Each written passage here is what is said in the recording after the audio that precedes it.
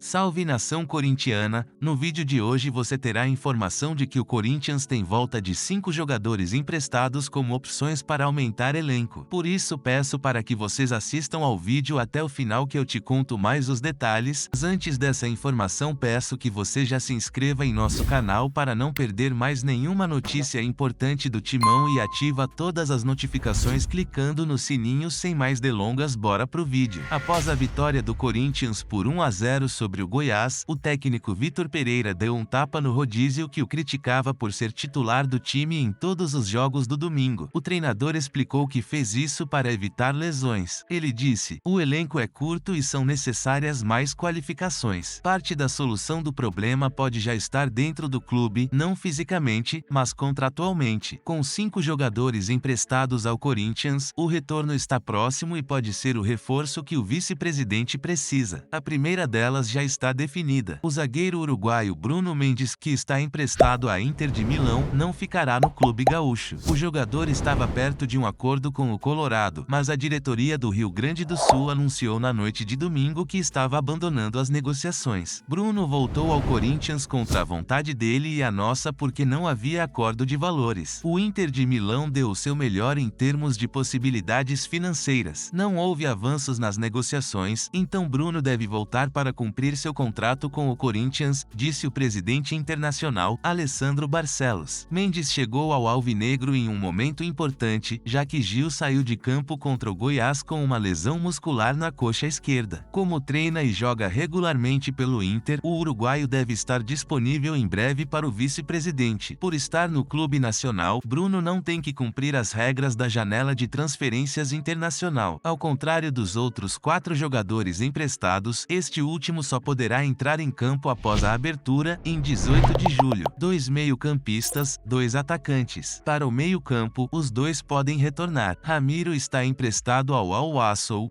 até 1º de julho. Matheus Vital esteve ligado ao Panathinaikos até ao dia 30 deste mês. No lado ofensivo, Léo Natel está emprestado ao Apoel do Chipre até 30 de junho. No mesmo dia, expirou o empréstimo de Madison ao Estrela Amadora, de Portugal. Ao contrário de Mendes, porém, o destino dos outros jogadores permanece indefinido. Mas, dadas as observações do vice-presidente, não é surpresa que os 4 tenham sido enviados de volta. Infelizmente para os portugueses, nenhum dos jogadores que regressam é centroavante e com a saída de Jô do clube, o Corinthians está claramente aquém dessa posição. Fala nação corintiana, o que vocês acharam desses jogadores emprestados voltando ao Timão? Deixe sua opinião nos comentários e deixa o like para nos ajudar no canal, porque aqui eu sempre trago notícias do Timão em primeira mão para você torcedor. Bom, é isso. Obrigado por nos assistir, nos vemos no próximo vídeo.